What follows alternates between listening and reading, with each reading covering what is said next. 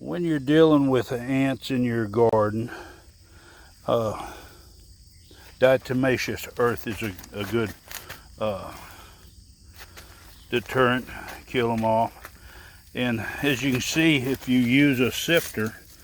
it's easy to spread it out even while you're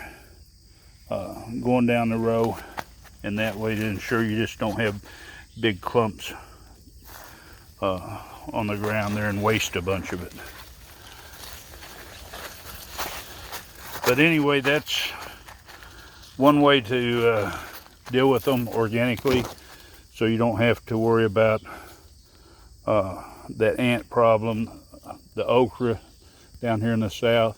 a lot of times when we have ants, they tend to want to